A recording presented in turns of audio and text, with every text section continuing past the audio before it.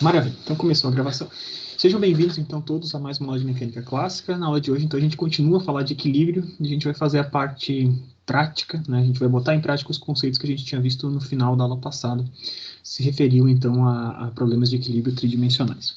Para problemas de equilíbrio tridimensionais, então, a gente tinha visto que anteriormente a gente tinha falado sobre problemas bidimensionais, e para problemas bidimensionais eu tinha explicado para vocês que as equações de equilíbrio possíveis, elas geravam no máximo 3 equações independentes, e a gente tinha visto como que a gente podia trabalhar com isso. Para problemas em 3 dimensões, a gente pode gerar até no máximo 6 equações independentes, tá? E a gente vai ter uma situação seguinte, né? A gente pode fazer somatória de forças em x igual a 0, somatória de forças em y igual a 0, somatória de forças em z iguais a 0, e a gente pode pensar também em somatórias de momentos com relação a diferentes pontos, né, e com relação a diferentes eixos, né, então poderíamos ter somatória de momentos com relação a x, com relação a y e com relação a z. Então a gente tinha diversas formas diferentes de pensar esses problemas. Assim como a gente tinha visto para sistemas de forças em 3 dimensões, eu tinha comentado com vocês que a gente, às vezes, seria vantajoso a gente usar notações vetoriais, né? Então, vamos chamar de abordagens de problema.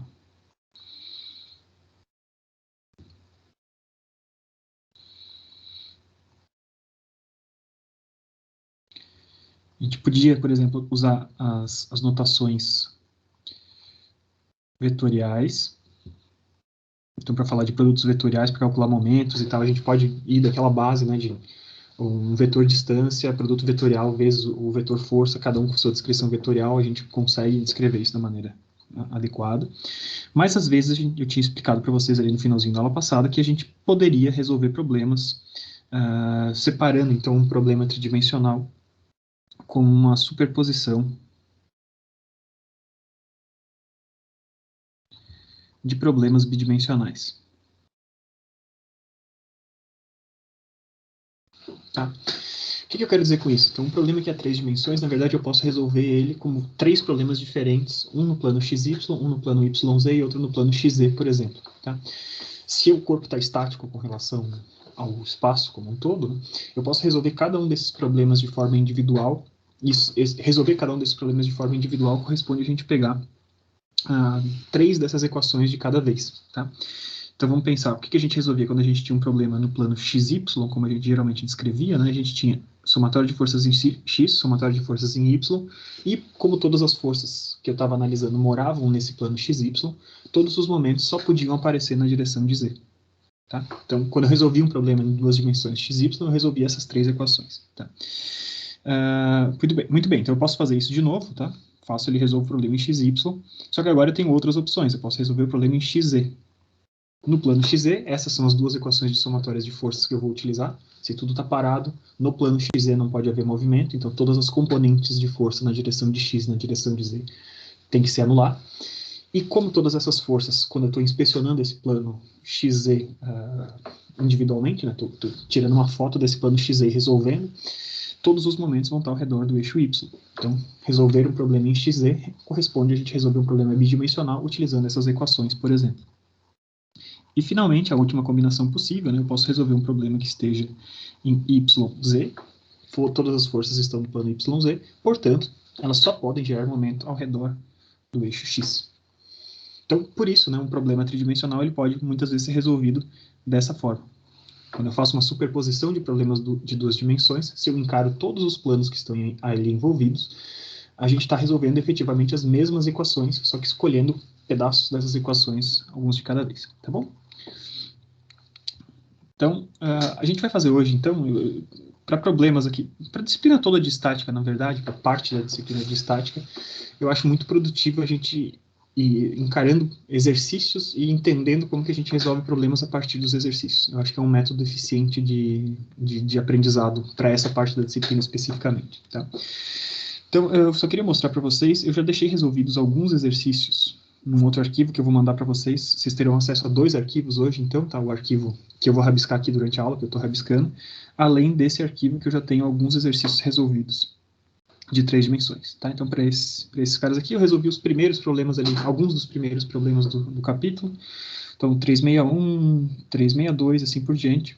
E nessas resoluções, cada um desses problemas tem características um pouquinho diferentes e a gente consegue ver, então, as vantagens de se usar anotações vetoriais e outras coisas mais quando a gente está fazendo a resolução desses problemas, tá? Então, tem diversas coisas ali, eu convido vocês a olharem esse arquivo depois, mas eu não vou repetir esses problemas. Um dos problemas que eu resolvi, lembre-se que eu tinha prometido na outra aula que eu ia resolver alguns problemas relacionados a carros e tudo. Ao contrário dos outros capítulos, eu não tinha olhado até o final esse capítulo. Esse capítulo de equilíbrio especificamente é um dos capítulos que tem menos problemas relacionados a carros, então eu não vou conseguir resolver tanta coisa assim. Mas eu resolvi aqui um probleminha para vocês nesse arquivo de achar centro de massa, por exemplo. Agora na aula de hoje, né, nessa aula ao vivo, vocês vão me ver resolvendo ao vivo, efetivamente, alguns problemas diferentes. Um deles tem a ver também com carro, tá? Então vamos lá. Esses problemas, vamos começar então com um probleminha mais simples, né, na aula de hoje. A gente vai começar resolvendo então o problema 368. Opa. O camarada achou que eu ia escrever com o teclado. Então vamos lá. O problema 368 nos diz o seguinte. A gente tem um poste, tá? Fixo no chão, engastado no chão.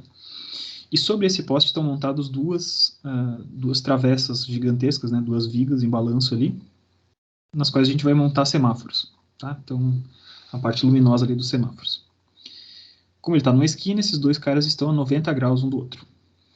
Tá bom? Não temos informação a respeito da massa desses caras, não sabemos nada a respeito desses postes e tudo, tá? A única coisa que a gente sabe é que estão nessas posições aqui, e associado a essa posição, então já está desenhado um eixo X e um eixo Y. E, consequentemente, pela regra da mão direita, o eixo Z tem que estar aqui para cima. Tá? Então isso aí está montado, já tem um conjunto de reações, e agora a gente está sobre essa estrutura já montada, a gente vai incorporar os sinais luminosos, né, os semáforos. Tá?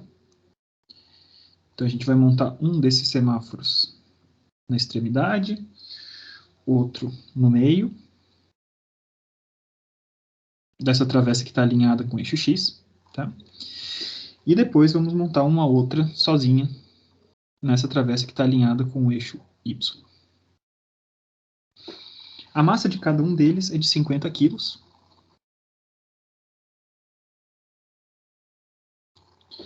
E a pergunta do problema, então, é o seguinte, né? A gente quer saber, então, qual é a influência adicional de forças e momentos que a incorporação de cada um desse conjunto de semáforos insere nesse ponto de apoio no ponto O. Tá? Determina as reações de força adicional e momento na base O, causados pela adição dos três sinais de trânsito de 50 quilos nos seguintes pontos. Né? Então, a gente tem A, B, C e D. Vai nos ajudar a identificar quem são esses camaradas aí. Tá? Ele pede para a gente descrever nossas respostas como uma intensidade de força e uma intensidade de momentos. Tá? Beleza, né? Tranquilo, um problema relativamente simples do que a gente vai fazer. Então, cada um desses camaradinhas ali, a gente vai interpretar como se fosse um peso adicionado, né? Então, como eles têm todos a mesma massa, esse peso é sempre o mesmo. E o nosso diagrama de corpo livre, então, a gente vai substituir o apoio ali de baixo. O que eu estou fazendo aqui, então, é o diagrama de corpo livre.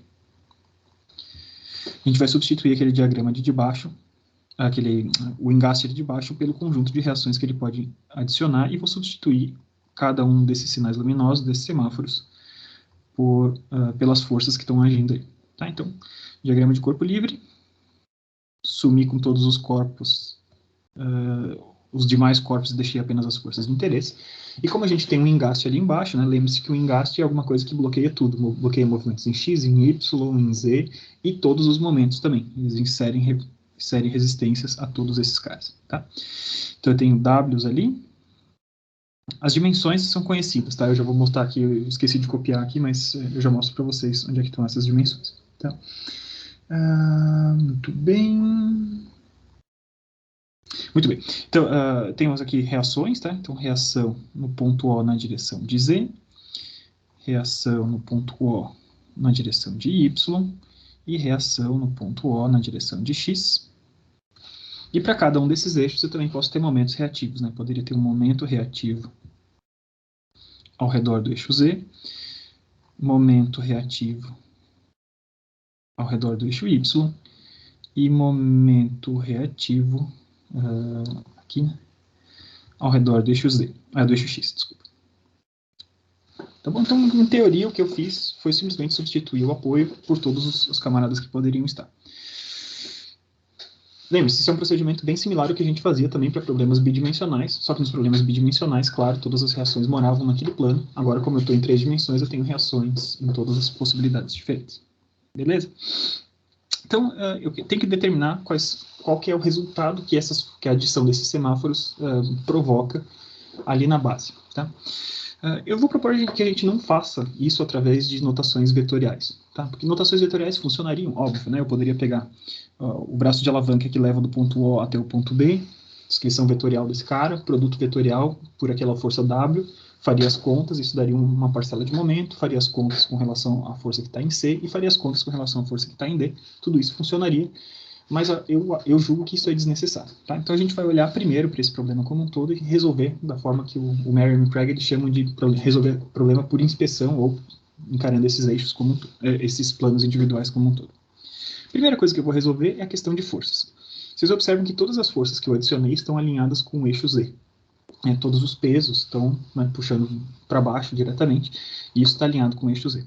Então, na verdade, a reação que foi introduzida lá na base do poste, obrigatoriamente, ela só pode estar na direção de Z. Tá? Então, não faria sentido eu ter forças, a reação de força, né? Não faria sentido eu ter forças adicionadas no eixo Z e isso gerar uma reação na direção de X, porque essas coisas não estão se compensando. Então, claramente, o que eu tenho que fazer aqui é que eu tenho uma somatória de forças em Z igual a zero. Isso me diz o quê? Eu tenho menos 3 vezes o peso desse semáforo, mais a reação no ponto O na direção de Z, somados tem que dar zero. Tá? Essas são as únicas forças. Lembre-se que o que a gente está fazendo é só a variação, né? O quanto esses semáforos introduziram no ponto O, sem considerar o peso do restante do semáforo que já estava montado, né? Da estrutura do semáforo que já estava montado. E a gente descobre, então, que ROZ vale 3W, 3 vezes 50 quilos vezes 9,8. Hoje eu estou com a minha calculadora aqui. Se quiserem fazer conta comigo, não tem problema, até agradeço, mas hoje acho que eu vou conseguir fazer mais rapidamente. Então, temos aqui que ROZ vale 1.470 newtons. Apontando para cima, tá? Então, do jeito que eu tinha desenhado ele para cima, na direção positiva do eixo, todas as forças estavam para baixo, esse cara está para cima, tudo certo. Pois bem, agora para resolver a parte de momentos, eu vou propor que a gente encare 2 planos diferentes. Tá? Então, primeiro eu vou encarar o plano XZ.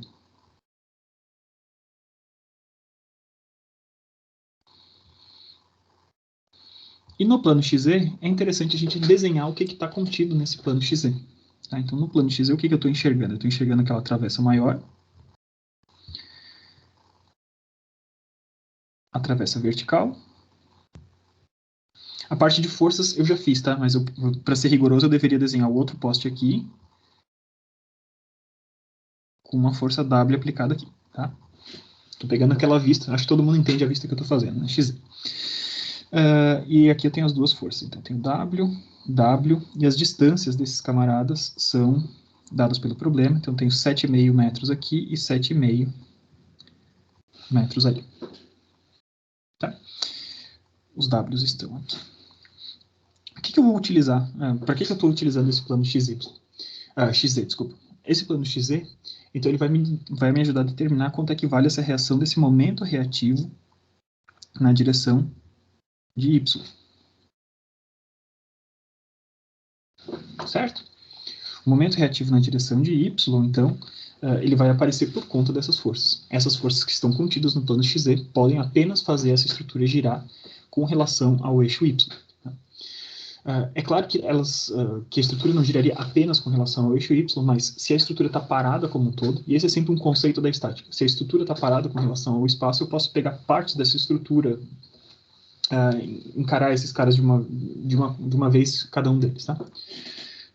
Isso, Vinícius. Professor, cada ponto tem o mesmo valor, né? No caso, W. Sim, cada um dos semáforos tem 50 quilos. Tá? Então, 50 quilos, o W é o mesmo sempre para todo mundo.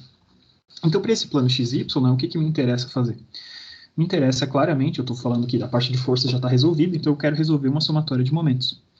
Então, o que eu vou escrever é uma somatória de momentos ao redor do ponto O na direção de Y, né? As coisas que fazem a estrutura girar ao redor do ponto A com relação ao eixo Y. Como essa estrutura está parada, isso aqui tem que ser zero. Tá? E quem que são esses amiguinhos, né, todos? Então a gente vai pegar essas forças, pode deslocar sempre, podemos deslocar elas segundo suas linhas de ação, vamos trazê-las aqui para baixo, para elas ficarem... os braços de alavanca aparecem diretamente, né? Acho que vocês já estão acostumados com isso, mas eu sempre repito para vocês entenderem de onde está vindo esse procedimento, tá? Então, com relação ao ponto O, se existisse cada uma dessas forças, cada uma delas fica muito clara, a gente vê qual que seria o braço de alavanca. Então, cada um desses pesos geraria a estrutura na direção anti-horária, né? Então positivo. Para a força mais da extremidade, eu tenho 15 de braço de alavanca. A segunda eu tenho 7,5 de braço de alavanca. E em seguida eu tenho o próprio momento reativo em Y, que é inserido pelo engaste. O engaste não quer deixar a estrutura girar ao redor do eixo Y, portanto ela insere ali dentro um momento reativo concentrado naquele ponto mesmo. E vocês observam que aquela força W que estava ali em cima, ela não entra, certo? Porque se eu fizer o mesmo trabalho que eu fiz com as outras e deslocar essa força para cá, fica muito claro que ela está passando, a linha de ação dela passa sobre o ponto O, naquela projeção do XY, do plano XY, e portanto ela não tem braço de alavanca. Tá? Então faça essa conta, descubra então que o momento reativo em Y vale menos 22,5 vezes W, que é 50 quilos vezes 9,8. Momento reativo em Y, então tem 22,5 vezes 50 vezes 9,8. Isso me dá 11.025 Newton metro. Né? Todas as forças estão em newtons, todas as forças estão em metros, então unidade Newton metro. Beleza, então descobri uma das componentes desse momento. E agora eu vou olhar para o outro plano. Vou olhar para o plano agora YZ. E o plano YZ, claramente, ele vai me dar os momentos que podem ser gerados com relação ao eixo X. Então, para esse plano, de novo, a gente vai ter o poste está ali, engastado no ponto O. A gente tem essa outra forcinha aqui. A força de W está aqui. Eu tenho os dois Ws ali sobrepostos, né? Os dois estão ali naquele mesmo carinho. E segundo dados do problema, o braço de alavanca desse outro semáforo é um pouquinho maior, é de 10,5 metros. Tá? E aqui eu tenho W. Da mesma forma, então, eu escrevo somatória de momentos com relação ao ponto O ao redor do eixo X. E aqui eu esqueci de desenhar, né? Um momento reativo ao redor do eixo X, inserido pelo ponto O. Então, somatória de momentos ao redor do ponto O com relação ao eixo X, isso aqui somado tem que dar zero, e a gente descobre claramente que eu tenho menos 10,5 vezes W, girando no sentido horário, mais MRX igual a zero, e eu descubro então que MRX vai ser igual a 10 vezes o W, 10,5 vezes o W, 10,5 vezes 50 vezes 9,8, 5.145 Newton metro. Professor. Pois não. No momento do Y ali seria negativo, né? Isso. Obrigado, esqueci. Tá certo. Então, mostrando, resolvemos um problema em 3 dimensões, né? Através de 2 problemas de 2 dimensões, tá? Basicamente foi isso que a gente fez. Estratégia totalmente legítima, como essa estrutura está parada no espaço com relação a tudo, ela está parada com relação a esses planos individuais também, tá? Seguindo adiante, problemas... Pois não, diga. Acho que o Vinícius colocou uma pergunta aí sobre esse exercício. Pessoas se frustração na somatória de força, ao invés de momentos, aquela força iria na conta. Sim, na verdade, assim, como eu já resolvi o problema de forças geral aqui em cima, tá, Vinícius? Então, eu não escrevi. Mas eu poderia ter começado o problema falando só, vamos olhar para o plano XY. E nesse plano XY, como qualquer problema de 2 dimensões, eu tenho que escrever o quê? somatória de forças x igual a zero e somatória de forças em z iguais a zero. Só que somatória de forças em z igual a zero eu já fiz aqui, né? Da mesma forma, quando eu faço o plano YZ, eu teria que escrever somatória de forças em Y igual a zero, não tem nada em Y, beleza? E somatória de forças em Z igual a zero, só que isso ali também já está resolvido lá em cima. Tá? Eu resolvi ele antes, porque ele aparece duas vezes, né? Acho que quando eu desenhei ele em cima, né, o sistema de resolução por superposição de problemas 2D, ele se repete, né? Quando eu pego o eixo XY, eu uso somatória de forças em X. Quando eu pego XZ, eu pego X e Z. Então, se eu já fiz o somatório de forças em X antes, ele vai aparecer de novo, cada plano que a gente for fazendo, mas eu não preciso repetir a conta, porque eu já encarei, tá?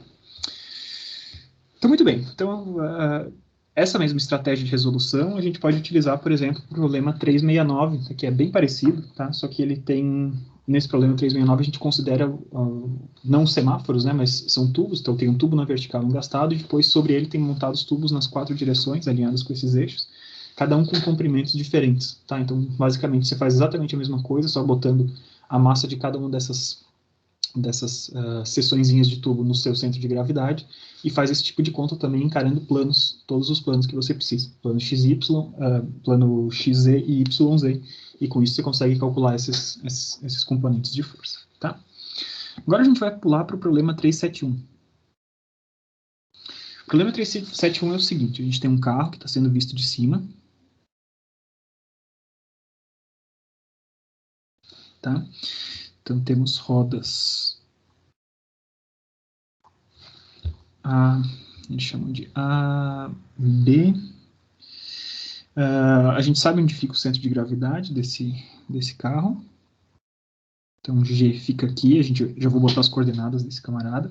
Distância entre eixos, a gente conhece. Vale 1.575 milímetros. Distância... e daí, em seguida, ele marca dois outros pontos, tá? Ele marca o ponto C, deixa eu marcar bem forte aqui, e o ponto D. Tá? Entre a roda traseira e o ponto C, ele dá também essa medida, isso aqui vale 1.400 milímetros.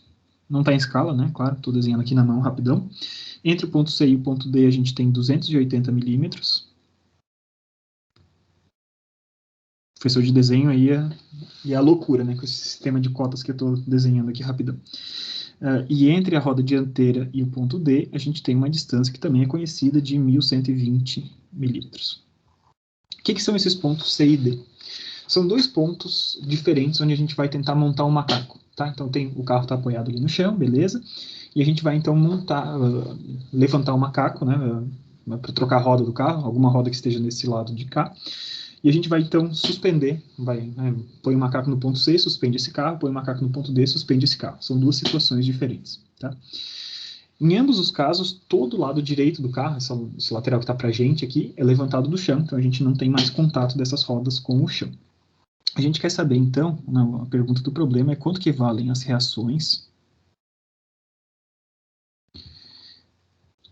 em A e B nos dois casos, quando a gente está com o macaco no ponto C ou quando a gente está no macaco no ponto D, tá?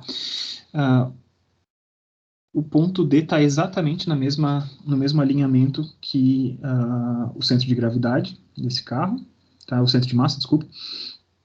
A gente considera que a massa do carro, a massa total do carro é de 1.600 quilos.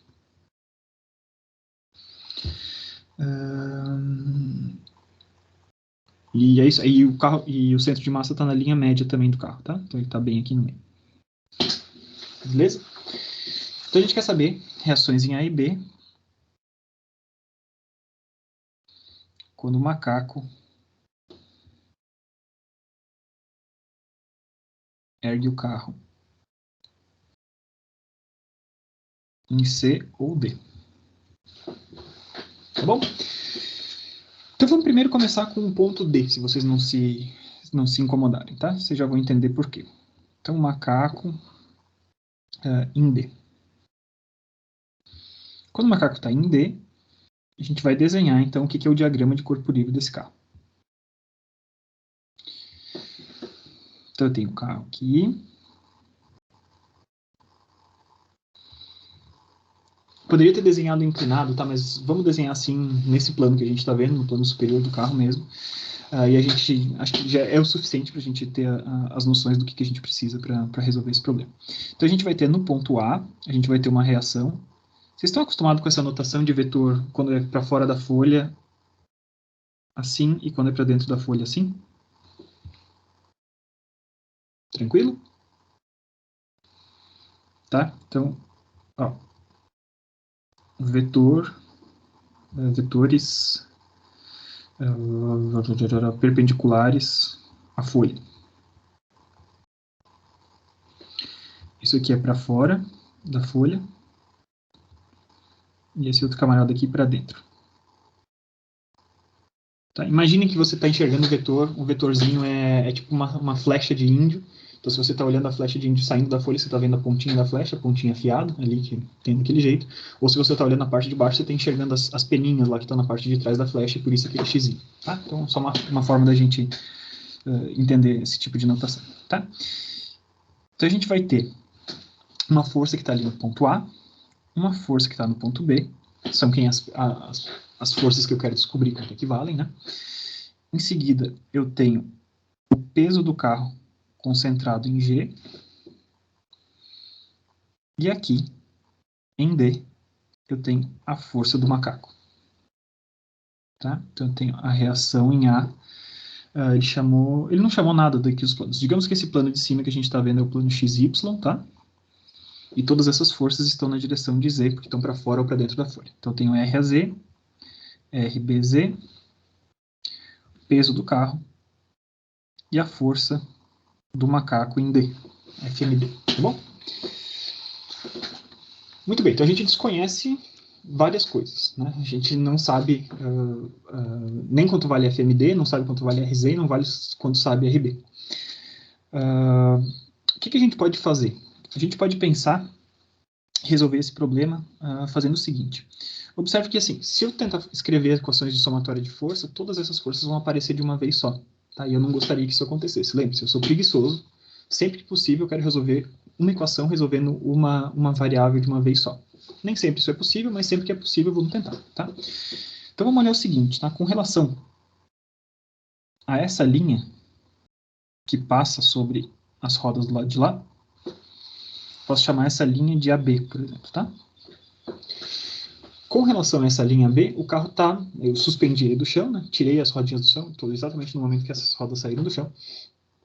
E esse carro está parado, então o macaco levantou e está ali parado. Eu posso escrever, então, toda a somatória de momentos com relação a essa linha. Tá? Então, somatória de momentos com relação a essa linha AB, por exemplo, tem que valer zero, porque esse carro está parado. Tá? E por que eu faço isso? Eu faço isso porque, ao escrever dessa forma, né, essa linha B está alinhada com x, né, com o eixo x. Só que se essa é a minha linha de referência, se no lugar de eu botar o eixo x ali no centro do carro, eu ponho o eixo x ali nas rodinhas A e B, fica muito fácil eu ver a relação entre W e FMD. Tá? Então, com relação a esse eixo x, né, e o eixo x está para o lado de cá, tá? Seguindo a regra da mão direita, essa força W do carro que entra, do peso do carro que entra para dentro da folha, faria essa estrutura girar no sentido positivo desse eixo, tá?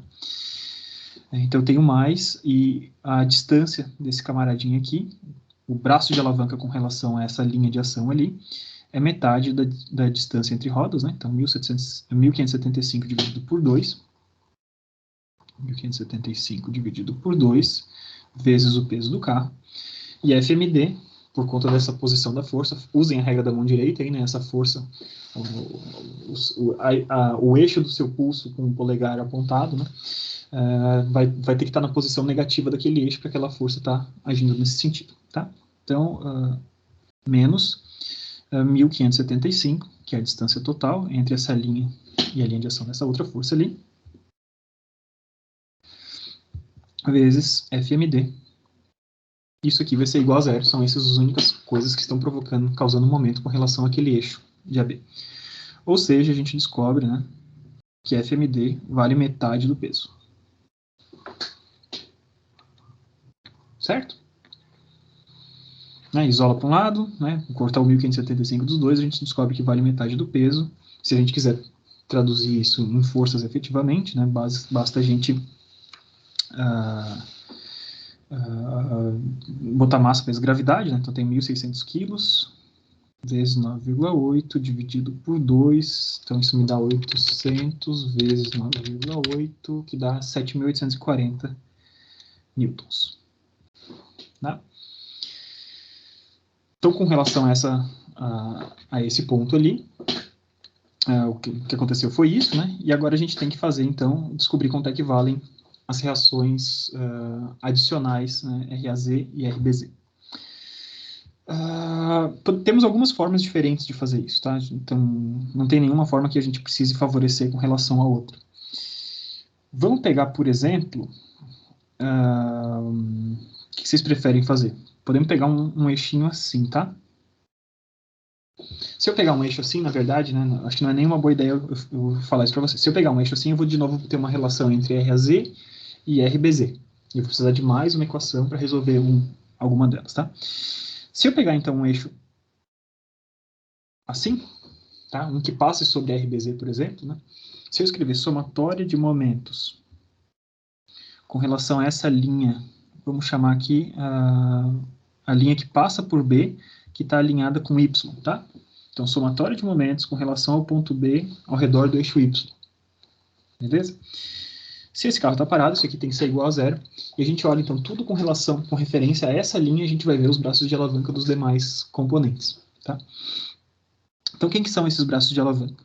Se só tivesse RAZ saindo da folha do jeito que está, o Y positivo está para cá, né?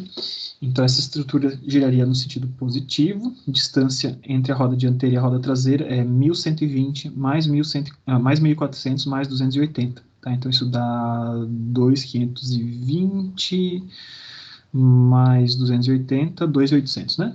Eu não fiz... Um dia eu já fui melhorzinho de conta de cabeça. 2.800 vezes a reação da roda de A, está ali longe desse ponto B. Em seguida, a força que está apontando para baixo do eixo, força-peso ali que está apontando para baixo, né?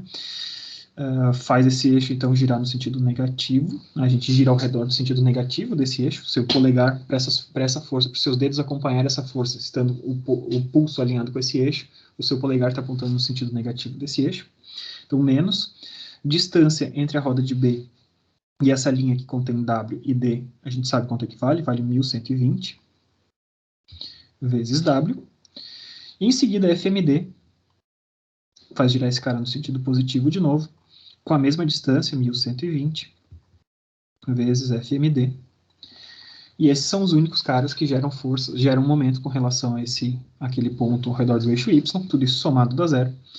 E a gente consegue, então, achar o RAZ de uma vez só. Tá? Então, esse era o meu objetivo, né? 2.800 vezes RAZ vai ser igual, veja que o 1.120 a gente pode botar em evidência, é o mesmo 1.120 que multiplica W e FMD.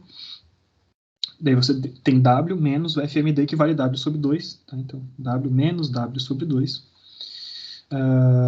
Então, vamos lá. E daí eu divido isso por 2.800. Tá? Então, fazendo essa conta toda, tenho 1.120 dividido por 2.800 vezes metade do peso, que é de 7.840. Então, isso vai me dar, RAZ, vai me dar 3.136 newtons. Tá? Me faltou apenas, então, descobrir quanto é que vale o RBZ, e isso eu posso fazer, então, com uma somatória de forças ao redor alinhadas com o eixo Z. Então, tudo que está para baixo, né, o peso do carro tem que ser sustentado pelo macaco e pelas duas rodas. Tá? Então, eu sei que eu tenho W para baixo, RAZ para cima, RBZ para cima e FMD para cima. FMD para cima, tudo isso igual a zero. A gente descobre, então, que RBZ vale... vamos lá. Esse cara, então, era 1.120 dividido por 2.800. Isso dava 0,4. Então, 0,4 vezes meio, isso dá 0,2. Então, me sobra 0,3 esse peso. Se eu não fiz a conta errada, tá? A gente tem 0,3 vezes 1.600 vezes 9,8. 4.704 newtons. Metade do peso do carro está no macaco, 7.840, e a outra metade está dividida entre as rodas A e B, de acordo com os braços de alavanca, né? Inversamente proporcional aos braços de alavanca. A roda que está mais próxima àquele eixo que passa por D tem uma força menor, e a roda que está mais distante tem uma força maior, desculpa, e a roda que está mais distante tem uma força menor. Tá? Então resolvemos o nosso probleminha aqui. Fazer o problema em C seria exatamente a mesma coisa, só que a gente teria que tomar um pouquinho de atenção com relação a essas distâncias, né? O eixo que está passando ali, temos dois eixos separados, né? O eixo que passa em G e o eixo que passa em C. Deixo para vocês fazerem, tá? Totalmente equivalente o problema, a gente só vai ver que a gente tem uma distribuição diferente de peso nas rodas que a gente tinha visto anteriormente, tá bom? Então, mais um problema que a gente está resolvendo sem utilizar muito de ferramentas tridimensionais até o momento, tá? Muito bem, vamos adiante. Vamos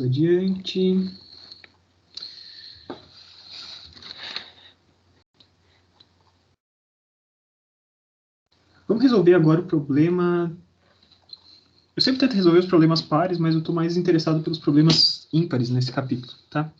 Então, a gente tem o problema 375. O problema 375 é o seguinte, a gente tem duas vigas, aquelas vigas metálicas, né, perfil em I. Se você olha de lado, um corte da seção transversal da viga, ela tem um perfil assim, tá? Então, ela tem uma alma e tem duas partes mais externas. Vou desenhar isso simplificado, tá? Então, eu tenho essas duas vigas aqui. Elas são soldadas, uma com relação à outra e uma a 90 graus da outra. Só que não é simétrico, tá? Então, elas são soldadas. Já vou botar aqui para vocês onde que elas estão soldadas. Esse ponto aqui que define a posição ali de articulação dessas duas, né, de solda dessas duas coisas, ele chamou de ponto O. A extremidade é o ponto A, outra extremidade aqui é o ponto B, e outra extremidade ali é o ponto C. Tá? A distância entre A e O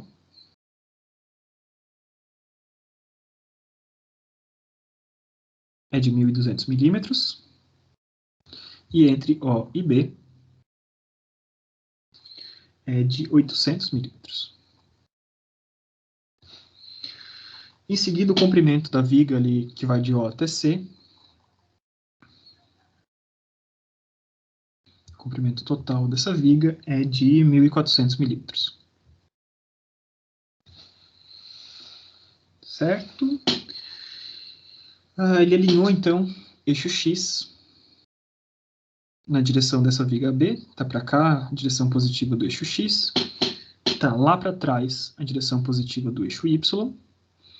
E, logicamente, o eixo Z está aqui para cima. Certo? Então, temos essas duas vigas e elas estão sendo... Essa montagem, essa soldagem das duas vigas está sendo suspensa no ar. Tá? Então, vou montar num prédio, lá num determinado andar, um guindaste vai puxar esse cara para cima, tá? Então, inicialmente, eu tenho cabos que estão exatamente aqui em cima. Tá? Eu vou desenhar aqui um pouquinho para cima para ficar mais fácil de apagar depois. Tá? Então, eu tenho trocar de cor que vai ficar mais fácil. Opa, apaguei uma a mais. Então, inicialmente, tenho esses cabos que estão em roxo aqui, retinhos, para cima, nos pontos A, B e C. Tá? A viga está ali, desse jeitinho e tal. O cara transportou essa viga, e daí lá nessa montagem, durante a montagem, alguém, por algum motivo, aplicou uma força assim.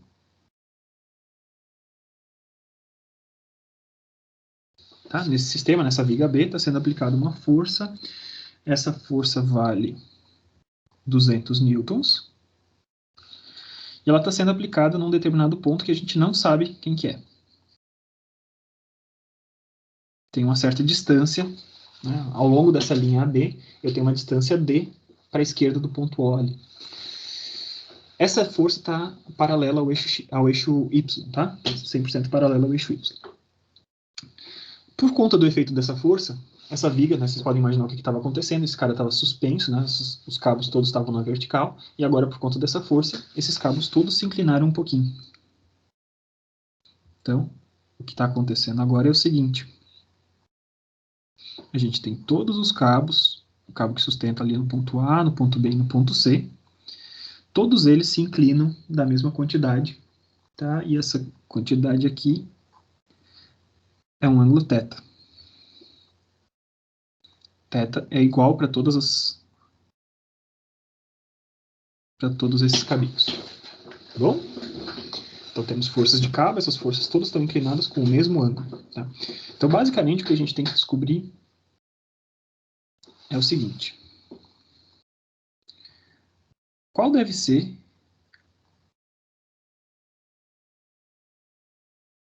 a distância D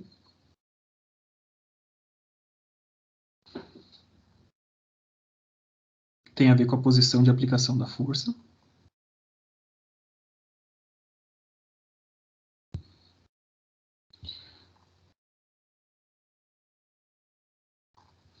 Para que os θ sejam iguais para todos os cabos, né?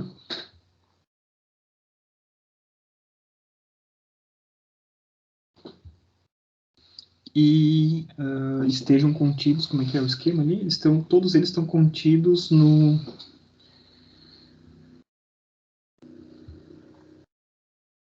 em planos paralelos, vou botar assim, planos paralelos ao plano YZ. O plano YZ está ali no meio, todos eles têm exatamente esse ângulozinho ali de θ nesses caras paralelos a esses pontos. Informações que a gente tem. Massa da viga B, as duas vigas são uniformes, né? Então a gente pode botar o centro de massa no meio geométrico delas, tá?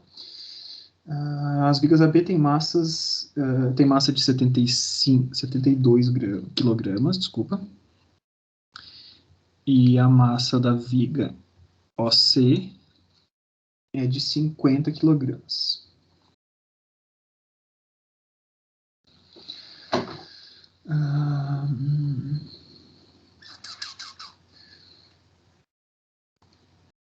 Todos os três cabos, deixa eu ver se eu perdi alguma coisa. Duas vigas em I são soldados, suportados por três cabos de comprimento igual, fixados na vertical desde suportes diretamente acima de A, B e C. Quando aplicada em uma distância apropriada D, a força 200 faz com que o sistema assuma uma nova configuração de equilíbrio mostrada. Todos os três cabos ficam inclinados no mesmo ângulo θ, desde a vertical, em planos paralelos ao plano YZ. Determine o ângulo θ e a distância de D. As vigas AB e OC têm massas de 72 e 50 kg respectivamente, e o centro de massa da viga OC possui uma coordenada Y de 725. Então, elas não são 100% uniformes, né? A viga OC tem um centro de massa de coordenada. O peso de OC está aqui, e a distânciazinha que a gente tem, então esse carinha aqui, vale 725 milímetros. Tá bom? Então, probleminha bem mais sofisticado, bem mais interessante do que a gente tinha visto anteriormente, tá? O que vocês sugerem? Como é que a gente pode montar esse problema? Alguém quer dar uma ideia antes de eu sair fazendo, para vocês não ficarem só assistindo, para não ficar tão passiva essa história?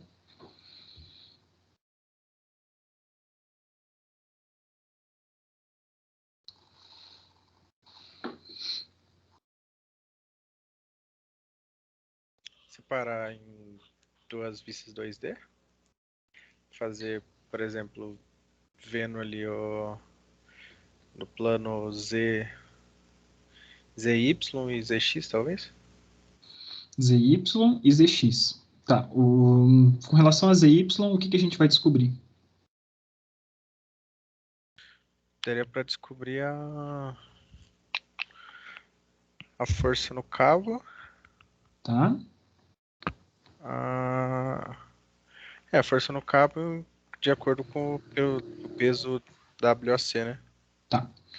Então vamos seguir a sugestão do Wesley, beleza? Então vamos pegar agora o plano, então. Estamos no plano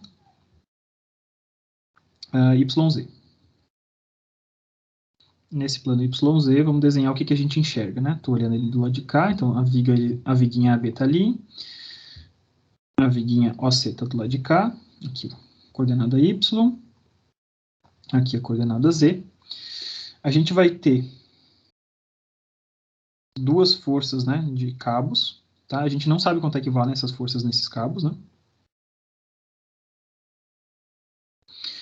Então tem aqui o cabo em B, tração do cabo que está ligado em B e tração do cabo que está ligado em A. Tá? A força F está aplicada nesse ponto também, né? Está alinhado com esse ponto O. Aqui eu tenho o peso da viga OC. E aqui eu tenho, então, a tração do cabo que está no ponto C. Tá? E eu tenho um θ aqui. Tá? Então, o que eu posso fazer? Vamos escrever, então, claramente, o principal candidato, o candidato que vai mais eliminar coisas para a gente, vai ser somatório de momentos com relação ao ponto O. E esses momentos, como a gente está no plano de YZ, eles estão, né, ao redor do eixo X. Tá? Esse camarada tem que ser zero. Beleza? Então, o que a gente tem? Olhando todo mundo, quem que são as coisas que fariam essa estrutura girar ao redor do ponto O nesse plano? Apenas a tração do cabo em C e o peso da viga ao C. Tá? Todo o resto, né, o próprio peso da viga AB está aqui, né? Peso de AB, tudo isso passa sobre esse ponto O. Peso de AB passa sobre o ponto O, as duas forças, as prolongações nesse plano YZ, elas passam sobre esse ponto O e a força F passa sobre o ponto O, então nenhum desses caras gera momento. Tá? Então, vamos escrever quem que seria esse camaradinho aqui. Né? Se só tivesse WOC, a gente tem então uma coordenada de 725. E com relação, então, a esse eixo X que está saindo da nossa folha aqui, ele giraria no sentido horário, então é negativo, né? Tem menos 725 vezes o peso de OC. Mais, no sentido anti-horário, a gente tem só a componente Y desse cabo TC, né? Então tem TCY. Vamos fazer na ordem da distância primeiro, né? Então primeiro 1400 vezes TCY, isso aqui vai ser igual a zero. E a gente descobre, então, que TCY vai ser 725 dividido por 1400 vezes o peso da vírgula C. Então, TCY, vamos lá. Isso vale 725 dividido por 1400. 0,51 vezes peso da vírgula C, 50 kg, vezes 9,8, isso dá 253,75. 75 newtons. Só que essa é a componente Y, né? O que eu consigo descobrir com relação a essa componente Y? Primeiro, meu objetivo é descobrir o quê? Meu objetivo é descobrir D e θ, né? Então, TCY depende de θ. TCY, mais especificamente, é TC vezes cosseno de θ. A gente tem esse valor ali. Tá? Então, 253,75. Beleza. Então, já temos um valor que está relacionado com o ângulo θ. Bacana, uma coisa interessante para a gente fazer. O que mais que a gente pode fazer agora? Professor, uma pergunta. Por que TCY é o que faz ele girar? Olha aqui, Wesley. Vou decompor ele, tá? Tá. TCX, TCY. Ali no... Mas... O TC é a soma desses dois caras, dos componentes TCX e TCY, certo? TCX eu não posso deslocar a segunda linha de ação dele? Então, TCX... Não, sim, mas é que a gente tá olhando o plano YZ, não tá? Isso, então. Plano YZ, estou de lado aqui. E esse TCZ, desculpa, TCZ, né? Desculpa. É isso? É isso. Foi mal. TCY, tá certo, você tem total razão. TCZ. É o costume, o tempo inteiro falando vertical na direção de Y, né? A gente fica meio viciado. Então, TCZ e TCZ. Isso, né? Certo? Eu acredito que sim. Não, mas era isso, né, que você tinha percebido, né? Obrigado. É. Então tá. Então a gente tem aí um valor, a gente sabe quanto é que vale o valor de TCY, né? Legal, maravilha, só que a gente ainda não sabe quanto é que vale esse ângulo, né? A gente não sabe quanto é que vale o valor absoluto de TCY, não sabe quanto é que vale esse ângulo, tá? Então temos que continuar trabalhando, continuar procurando outras coisas. O que mais que a gente pode procurar aqui, gente?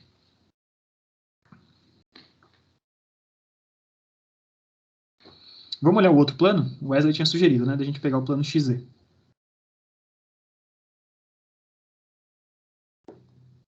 Então vamos pegar o plano XZ. E o que a gente enxerga no plano XZ? Tenho a viga B agora de frente para mim. Ali para trás, né, a gente não está enxergando, né, mas a gente tem ali a viga OB. Aqui está o ponto O. E a gente tem, então, aqui para cima, a gente tem a componente TBZ, agora sim, né, não vamos errar de novo. E a gente tem essa componente TAZ, apontando para cima. A gente tem aqui, então, a forcinha F, apontando para o lado de cá. A gente tem também a força... Nessa direção ali, a gente tem que ter CZ, que a gente já sabe quanto é que vale, tá? E aqui para baixo, a gente tem WOC. E aqui no meio dessa viga, a gente tem WAB. Tudo bem? Por enquanto, é isso aí que a gente tem, né? O que a gente poderia fazer com relação a esse plano XZ? Que tipo de equação que eu posso escrever?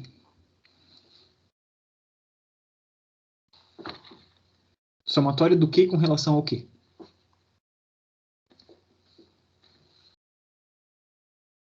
Professor, e se tentar fazer um de forças bem no ponto WAC ali? Tipo, não nele, mas lá naquela linha dele, né? De força, você disse? É, Então, porque de Vinícius, assim, momento... somatório de forças, ele nunca pode ser com relação a um ponto, né? Porque uma força, a gente não mede uma força com relação a um ponto, a gente mede uma força, tá? Então, o somatório de momentos permite a gente eliminar algumas forças desconhecidas. Eu posso fazer somatório de forças sim, e uma coisa que é interessante, que a gente ainda não fez, né? Eu posso, por exemplo, escrever aqui, ó, somatório de forças em Z igual a zero, só que é somatório de forças em Z para todo esse sistema que eu estou olhando aqui. Não é com relação a nenhum dos pontos, entende, Vinícius? É, sim, verdade, é. Tá? Tem que ser Então, de momentos. Então. o que me dá essa equação? Essa equação tem utilidade, tá? Não tenha dúvida que ela tem utilidade. Quem são os caras que estão agindo na direção de Z? A gente sabe que T de AZ, T de BZ, T de CZ, estão todos para cima, tudo que está sustentando esse cara para cima, está compensando os pesos de AB e de OC para baixo. Isso aqui dá zero. Tá? Isso é beleza, não tem problema nenhum a gente fazer isso. Na verdade, o que é o nosso objetivo? Eu já sei quanto é que vale T de CZ, certo? Vimos ali do plano XY quanto é que ele vale. Se eu conseguir descobrir um desses outros caras, um desses T de AZ, T de BZ, eu consigo voltar nessa equação de somatório de forças em Z e descubro quanto é que vale o restante, né? A força última dos cabos que tem. A gente vai utilizar o somatório de forças em um determinado momento, tá? Mas enquanto a gente não chega ali, é mais proveitoso para a gente tentar ser meio malandrinho de como que a gente faz as somatórias de momentos para descobrir um desses caras, tá? Deu para entender? Sim, professor, beleza. Então é o seguinte, eu posso então, né, sempre que eu quero descobrir alguma coisa, o que eu estou desconhecendo nesse camarada aqui no plano YZ? Eu desconheço quanto que vale T de AZ e quanto que vale T de BZ, tá? Não sei quanto é que vale nesse plano aqui. Eu posso escrever o seguinte, escolho um desses pontos, faço somatória de momentos com relação a um desses pontos, vamos dizer o ponto A, e eu estou especificamente vendo os momentos que estão ao redor do eixo Y, tá? Por quê? Porque se você olhar a força F, que está ali na tela de vocês, ela faz essa estrutura girar ao redor do ponto A, sim, mas faz essa estrutura girar ao redor do eixo Z. Todo mundo consegue enxergar isso? Se só existisse essa força F, a estrutura giraria nesse plano XY ali, né? No plano do negócio, tá? Então, o que eu estou querendo fazer aqui é, se essa estrutura está parada no espaço, eu posso dizer, então ela não está girando ao redor do ponto A, considerando a componente y desse momento. Eu posso escrever isso aqui dessa forma que eu estou fazendo, tá? Isso me permite escrever o quê? Essa força F, então, não faz a gente girar ao redor do eixo Y. Ela faz a gente girar ao redor do eixo Z, então ela não entra na nossa conta. Por que é importante eu fazer essa distinção? Porque a coisa que eu não sei até agora, de parte geométrica, é esse D. Como eu não sei quanto é que vale esse D, eu não posso trabalhar com coisas que envolvam esse D até o momento. Tá? Então eu tenho que dar um jeito de encontrar outras informações para num determinado ponto do problema descobrir quanto é que vale essa distância D. Então, o somatório de momentos com relação ao ponto A, ao redor do eixo Y. O que faz essa estrutura girar ao redor do eixo Y se ele tivesse fixo ali no ponto A? Então, o que a gente tem? A gente tem W de AB, então, distância do ponto de AZ. AZ ele não nos deu informação nenhuma, tá? O centro de massa de AZ ele não nos informou. Vamos considerá-la, portanto, uniforme. Tá? Eu acho que a gente precisa saber dessa distância, senão a gente não vai ter como encontrar essas outras coisas. Então, esse peso AB, então, vai estar na metade do caminho. A viga inteira tem 1.200, mais 800, tem 2.000. Então, está a 1.000 de distância do ponto A. Então, 1.000 milímetros vezes W de AB. Em seguida, menos. Eu tenho 1.200 milímetros, né? O ponto O está a 1.200 milímetros, então esse peso de OC, se só existisse esse peso de OC na estrutura como um todo, ao redor do eixo Y, essa estrutura giraria ao redor do eixo Y se ele estivesse fixo no ponto A também, tá? Então o W de OC tem que entrar nessa conta também. Braço de alavanca de 1.200, WOC. Em seguida, mesmo braço de alavanca de 1.200, só que na direção contrária, então mais 1.200 vezes TCZ, que a gente já sabe quanto é que vale. E mais o braço de alavanca do comprimento total da viga, que é de 2.000, vezes TBZ. Isso aqui é igual a zero. Todos esses caras somados têm que se anular, porque essa estrutura está parada no espaço. Tá bom? Então vamos isolar esse camaradinho ali. Deixa 2.000 vezes TBZ, que aqui eu quero descobrir. Jogando para o outro lado, temos 1.000 WAB, 1.200 vezes WOC menos TCZ. Tá bom? Então vamos lá, dividindo esse camaradinho ali. Corta os 1.000 aqui, né? Deixa o TBZ sozinho. Então eu tenho WAB dividido por 2. 1.200 dividido por 2.000. Mesma coisa que eu ter 0,6 vezes WOC menos TCZ. Tá? Então, WAB, 72 quilos vezes 9,8. Isso dá 705,6 newtons dividido por 2. Isso dá 352,8.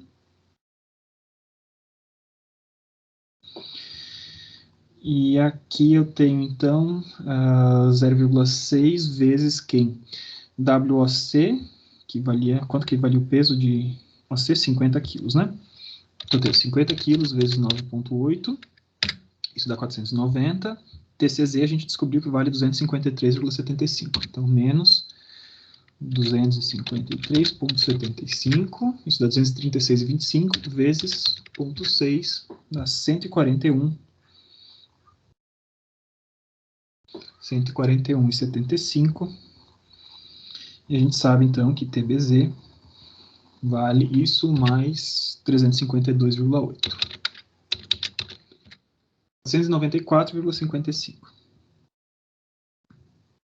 newtons. Então, sabemos quanto é que vale TCZ, quanto que vale TBZ. Agora a gente volta, sim, na equação de forças lá em cima, né? Aquela que a gente tinha construído, somatória de forças em Z. E com isso a gente descobre quanto que vale T de A a Z. Tá? Então vamos lá. Quem que são os caras para baixo? Era 72,50, apontando para baixo. Então deu 1.195,6 o peso total das duas vigas juntas. Desses 1.195,6, eu já tenho 253,75 sustentado pelo cabo em TC e 494,55 sustentado pelo cabo em B. Isso faz com que a gente chegue, então, que T de AZ vale 447,3 newtons.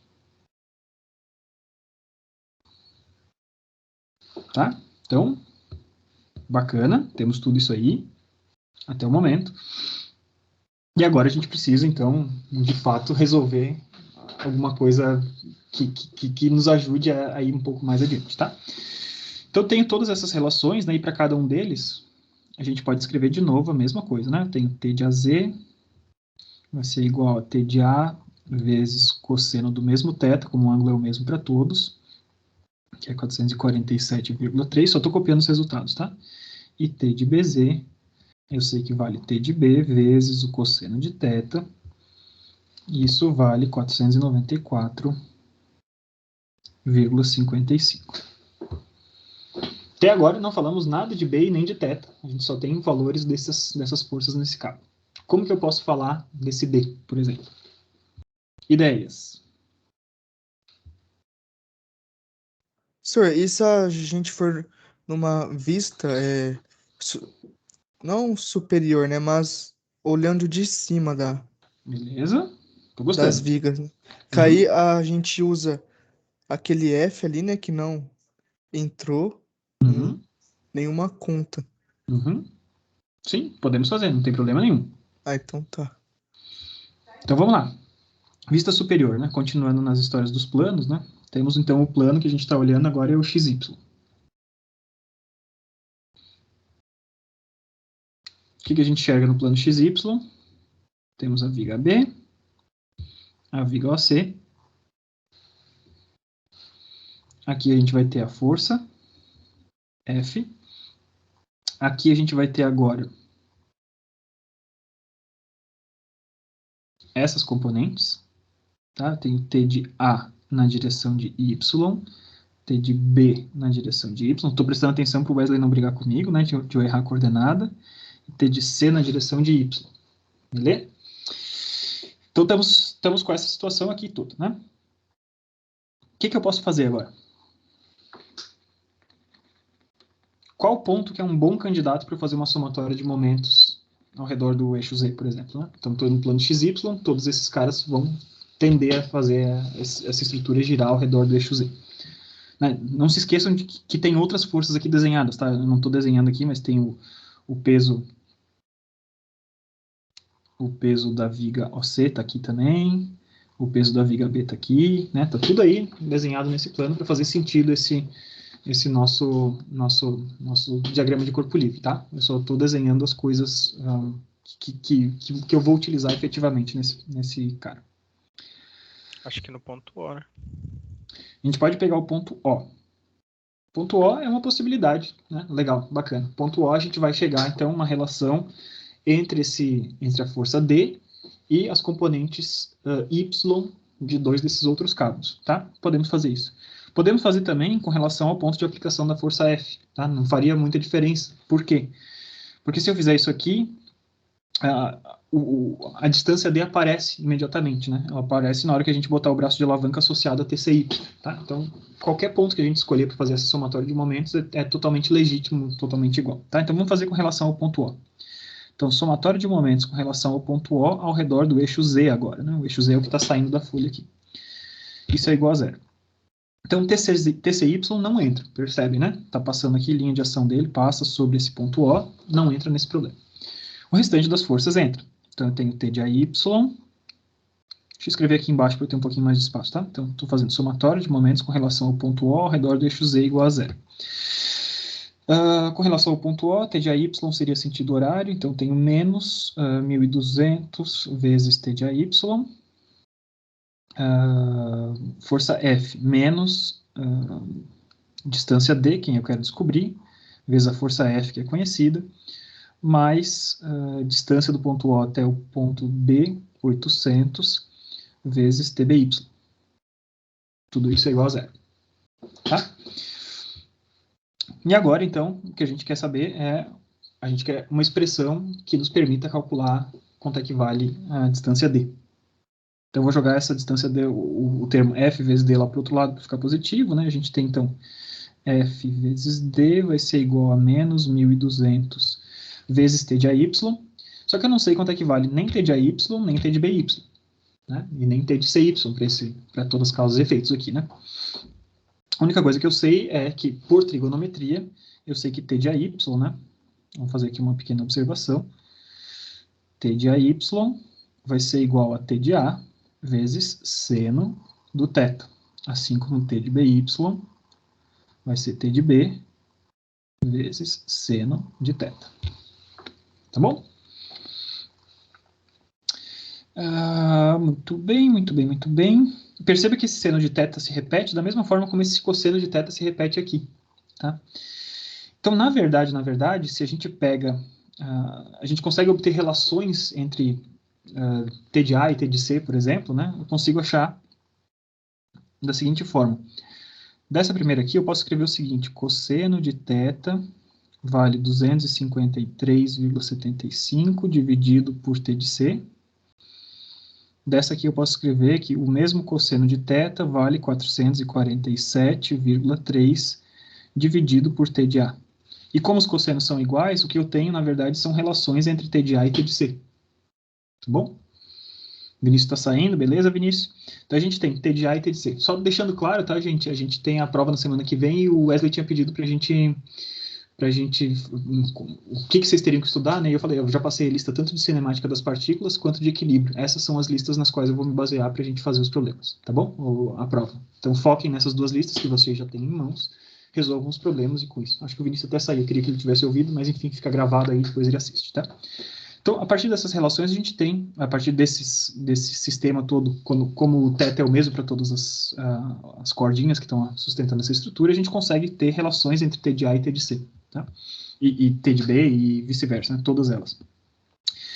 Então, na verdade, né, se eu quero uma relação entre t de A e t de B, eu posso escrever o seguinte, ó, cosseno de θ vai ser 494,55 dividido por t de B. E desses dois aqui, dessas duas relações, eu consigo achar, então, uma relação entre esses dois, né? Eu igualo essas duas coisas e eu sei, então, que, por exemplo, vamos deixar o t de A sozinho, vai ser, então, 447,3 dividido por t de A vai ser igual a 494,55 sobre t de B. Eu passo o t de A multiplicando e passo o t de B multiplicando ao contrário, né? Então, vai ser t de B vezes 447,3 dividido por 494. Tá bom? Então eu já sei, né, como o ângulo é o mesmo, eu consigo achar relações claras, bem definidas entre t de A e t de B. Vai ser t de B vezes, então, ó, 447 dividido por 494. Deu 0,9, tá?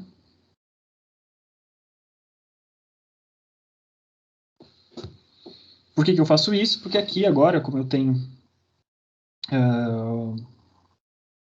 t de A vezes seno de θ mais 800 vezes t de B vezes seno de θ, eu consigo, através dessa relação entre t de A e t de B, fica uma expressão que vincula diretamente D ao valor desse camaradinho ali, tá?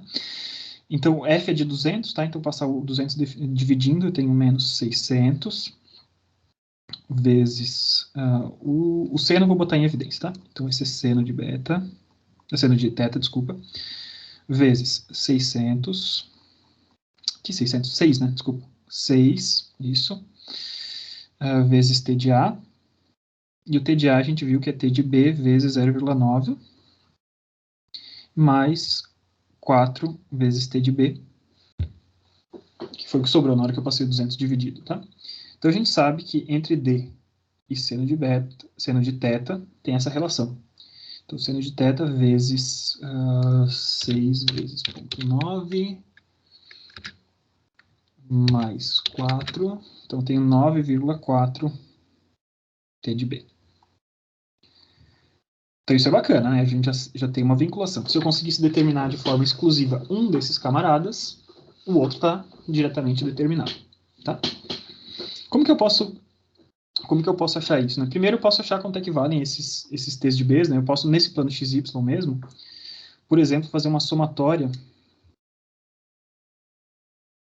de forças na direção de y igual a 0. Eu vou ter F apontando para lá, né? Nessa direção. E eu desenhei esses t's todos na direção contrária, né, gente? Nesse plano XY, todos eles deveriam estar apontando para baixo, tá? O que isso tem de influência? Observa aqui, ó, o plano XY, tá? Olha como estão essas cordinhas. A força de CZ, de BZ e tudo, todas elas estão apontando para o lado contrário, né? A corda puxaria ela para o outro lado. Então, só vamos conferir aqui se não tem nenhuma besteira de sinal, para a gente não embananar a resolução disso aqui lá no final, tá? Então, vamos lá, apagar isso aqui. Opa, foi demais.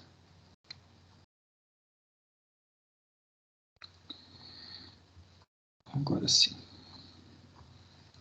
Então, T de CY está para cá, T de AY está para lá, T de BY está para cá.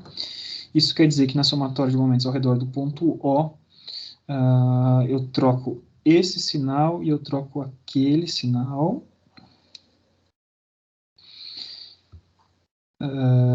E além disso, eu também tinha esquecido o sinal aqui dentro, né, gente? Então, joguei o DF pro lado de lá, esse cara aqui está positivo, esse cara aqui está negativo, menos 800, e aqui eu tenho um menos, na verdade, tá? Então, eu já tinha esquecido de um sinal, ainda bem que a gente revisou, porque senão teria dado errado. Então, eu tenho 6 vezes 0,9 dá 5,4, menos 4 dá 1,4 TB, tá? Então, está corrigido agora com os sinais corretos. Então, somatória de forças em Y, eu vou ter mais F menos T de AY, menos T de BY, menos T de CY, isso é igual a 0. Tá? E observe que aqui a gente não envolve não envolve D, essa equação não envolve D, tá? Então a gente já tem relações para esses camaradas, né? Então eu sei quanto é que vale T de A em função de T de B, eu sei que T de A vale 0,9 vezes T de B. Eu sei que, por exemplo, T de C vai valer, então, 253,75 dividido por 494,55, então, vezes TB, né? Eu sei, então, que T de B vai ser 53,75 dividido por 494,55, isso vai dar 0,51 vezes T de B. Tá? Dessas relações, todas vieram das relações ali de ângulos iguais, tá? E agora a gente joga tudo isso aqui dentro, né? Eu sei, então, que eu teria seno de θ que multiplica T de A, T de B e T de C. Isso vai ser igual a força F. E eu tenho uma relação entre esses camaradinhos ali, então eu sei que o seno de θ vai ser 0,9 TB, que é o TA, mais TB, mais 0,51 vezes TB. Isso é igual a F. E eu chego, então, que seno de θ é 0,9 mais 1 mais 0,51. Isso dá 2,41 TB. Isso aqui vai ser igual a 200. E a gente tem mais uma relação entre TB e o seno de θ. Então, eu ainda não consegui resolver, achar um individualmente, né? Eu achei que nessa equação aqui a gente ia achar diretamente quanto é que vale. E agora, o que a gente pode fazer? Bom, eu posso isolar esse camarada aqui, né? Então, nessa equação, vamos deixar isolado o TB. TB, então, vai ser 200 dividido pelo seno de 2,41. E agora eu consigo jogar esse cara aqui, né? Jogando ali, a gente chega, então, que D vale seno de θ vezes 1,4 vezes t de b, que é 200, dividido por seno de θ, vezes 2,41. Os senos cancelam, e a gente chega, então, quanto é que vale D?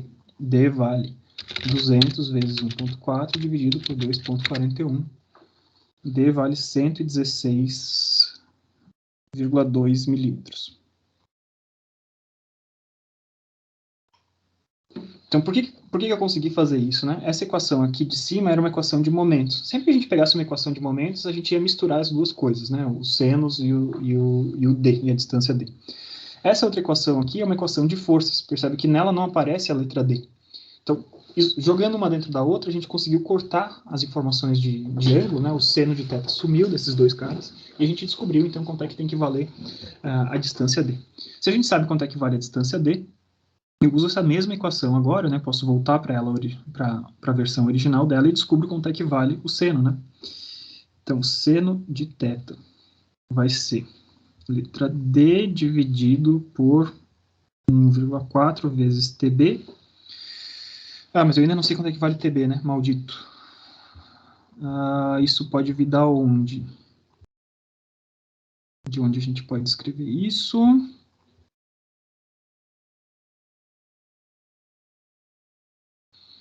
Bom, a gente tem algumas coisas diferentes que a gente pode fazer, né, na verdade.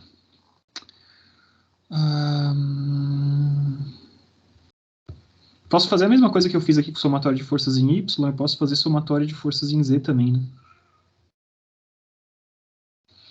A gente já tinha feito isso antes, mas eu tinha feito para achar a componente Z de uma determinada força, né? Mas a gente pode fazer isso para achar alguma coisa do tipo cosseno de θ, que é o que multiplica para a gente chegar nos coeficientes Z, de TA, TB e TC, menos os pesos da viga, né? Peso de OC e peso de AB. Isso aqui vai ser igual a zero. E a gente vai ter, então, uma relação, de novo, que envolve... Eu posso, por exemplo, deixar tudo em função de TB, né? E com essa relação, de novo, eu vou ter alguma coisa desse tipo aqui. Tá? Então, eu vou ter... Vamos fazer isso, tá? Cosseno de θ vezes 0,9 TB mais TB mais 0,51 TB, mesma coisa que a gente fez antes, menos o peso da viga OC, que era de 50, né? 50 vezes 9,8 mais 72 vezes 9,8. Isso aqui é menos 1.195,6, tá bom? E isso, então, a gente tinha os mesmos 2,41 TB, que vai aparecer aqui. Vamos isolar esse TB.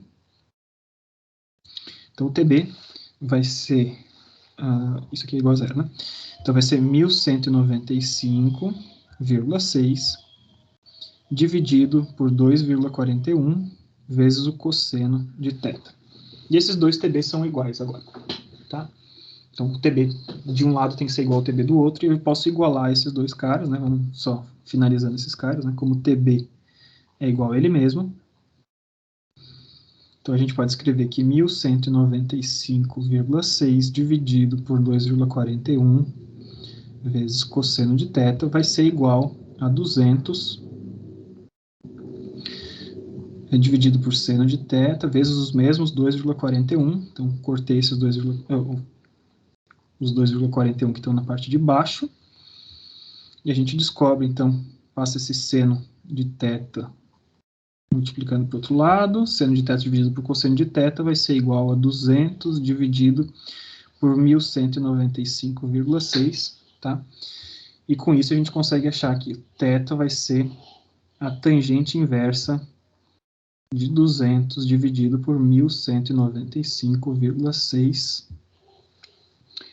Então, eu tenho 200 dividido por 195,6. Isso dá 0,167. Eu vou achar, então, tangente inversa disso.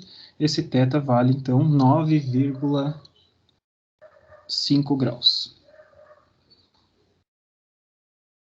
Então, vocês viram, né? Um problema bem mais complexo, bem mais interessante.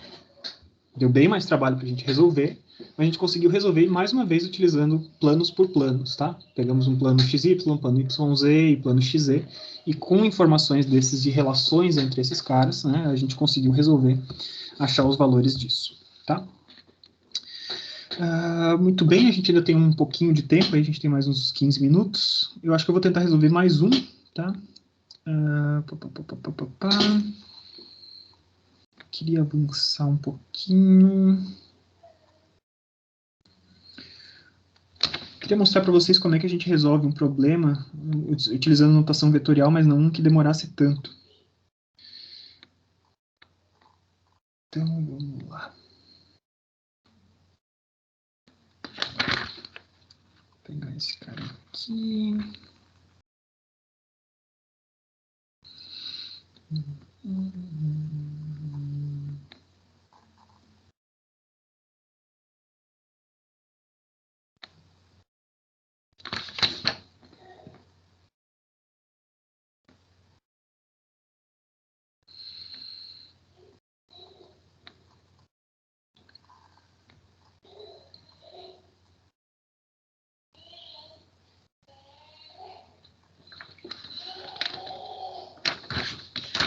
Deixa eu mostrar para vocês.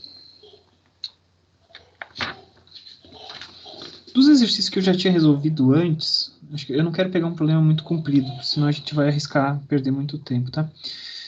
Desses caras aqui, deixa eu mostrar para vocês um. Acho que teve um que eu resolvi certinho com coordenadas, com notações de momento mesmo, de 3 dimensões. Não, pior que não teve.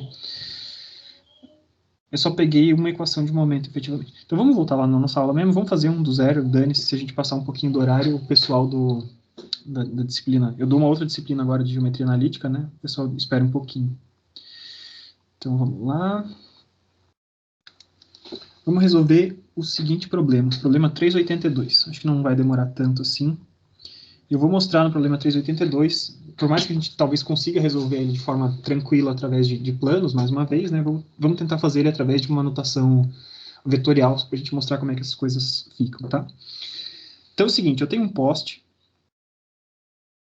de luz, que está meio inclinadão, tá? O solo cedeu por conta do carregamento, o solo não era tão sólido, ele cedeu um pouquinho, tá?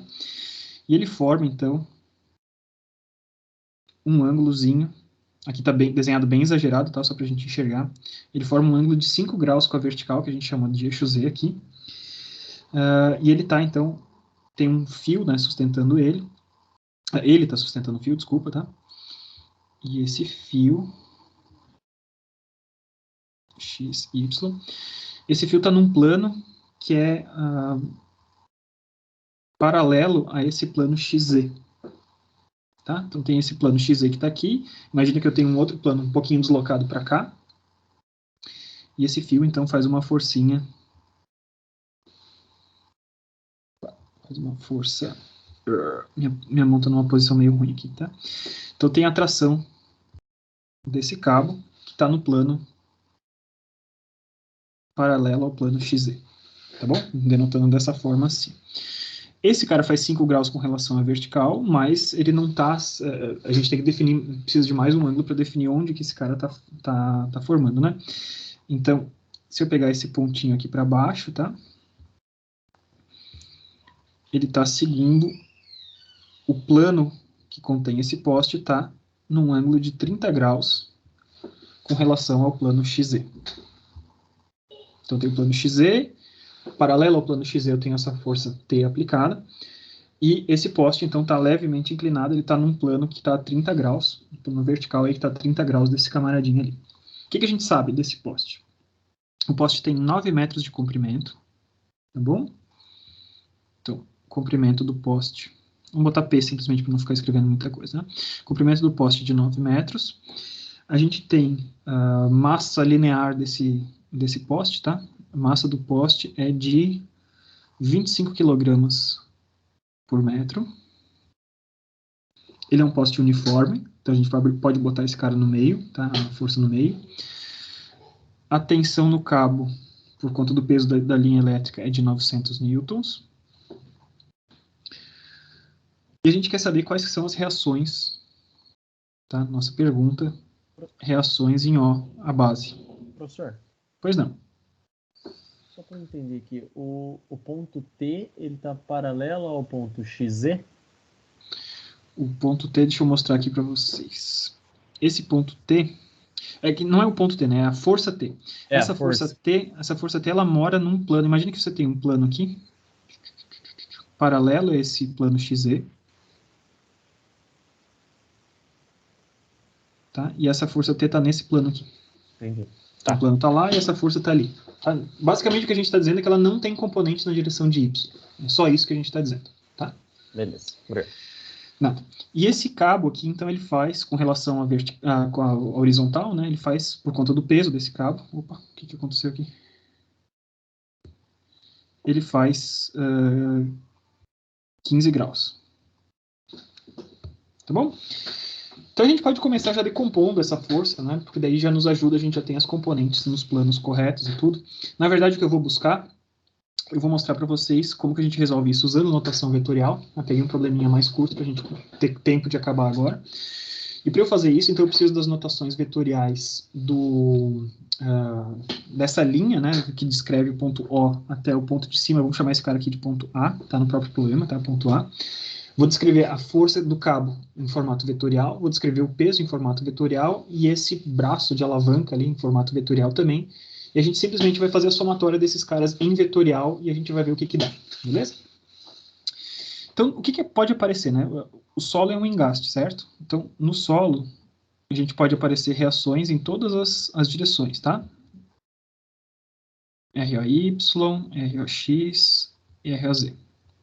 Além disso, pode aparecer momentos, MR, MR e MR em cada uma das direções, tá? Não vou escrever tudo aqui para não ficar ultra supercarregado, mas a gente sempre tem que tomar cuidado, né? Quando a gente está fazendo as somatórias desse camaradinho ali, porque pode aparecer componentes de força e componentes de momento em todas as direções.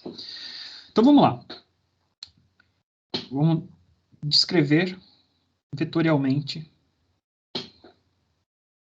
tudo que eu preciso descrever, tá? Então, a força T, ela está fazendo 15 graus com relação a esse plano paralelo ao eixo XZ. Então, a gente tem essa forcinha, vamos desenhar o triângulo dela, né? Nesse plano no qual ele está contido, a gente tem essa força, vai ter uma componente TX, uma componente TZ, e eu sei que aqui eu tenho 15 graus. Tá? Então, TX e TZ. TX, então, vai ser T vezes cosseno de 15, e TZ vai ser T vezes seno de 15. E a gente consegue descobrir quanto é que esses caras valem, né? Então, eu tenho 15 graus seno vezes 900. Então, TZ, o que está apontando para baixo, é de 232,9 newtons. Depois, 15 cosseno vezes 900, tem 869,3, 869,3, apontando na direção de x, tá? Então, o formato vetorial desse camarada, eu peguei os módulos aqui, tá? O formato vetorial de t, então, é o quê? A gente tem na direção de x, perceba, né? Olhem a orientação desse cabo. Veja que está na direção negativa do eixo, né? Então, a gente vai ter menos tx na direção de I e menos tz na direção de K.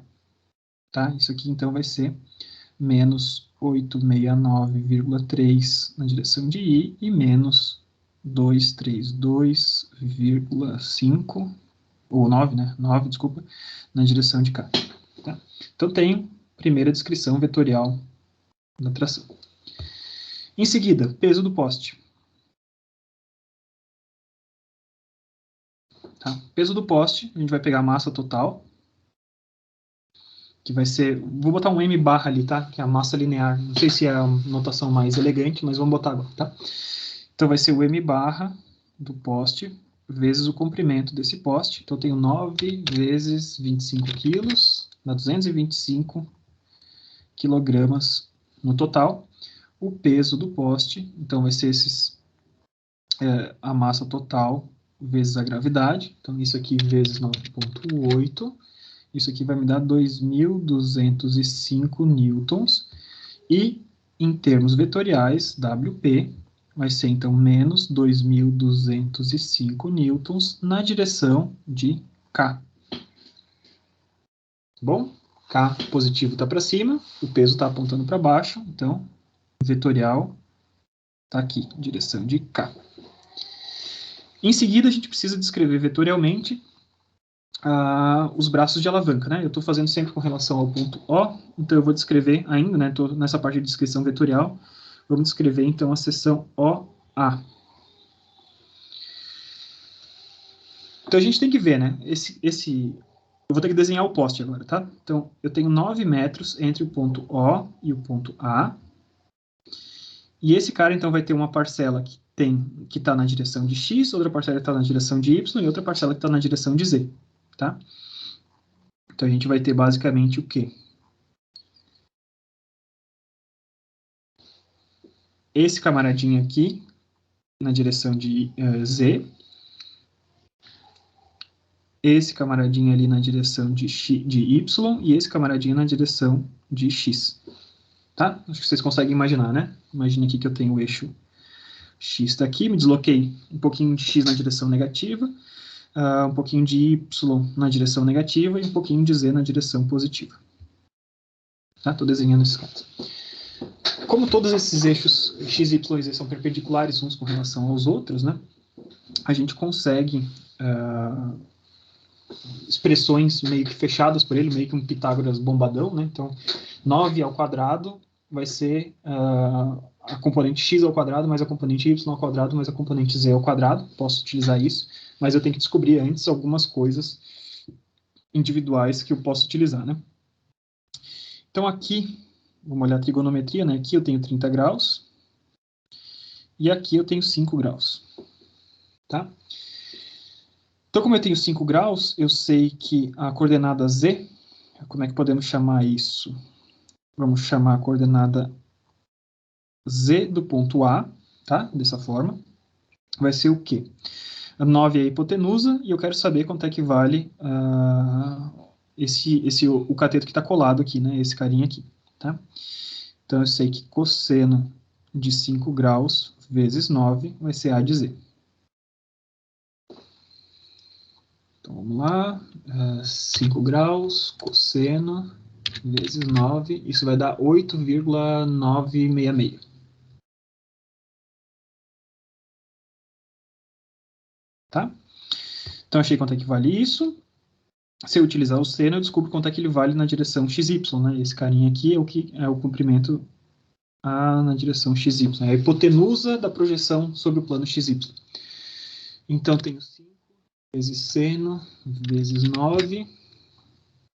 Então, AXY vale 0,784. E o AXY, então, é a hipotenusa do que está ali nesse... Vamos desenhar na posição que está ali, né? Olhando de cima, a gente tem, então, AX, AY e AXY, tá? É a minha visão superior, né? O quanto que vale aquele comprimento que está projetado no plano XY. E aqui eu tenho 30 graus. Tá? Eu sei que a XY vale isso ali. Então, eu sei que a Y vale a XY vezes seno de 30. Então, isso aqui dividido por 2, isso vai me dar 0,392. Vezes 2, né? Tá? E em seguida, isso vezes cosseno de 30.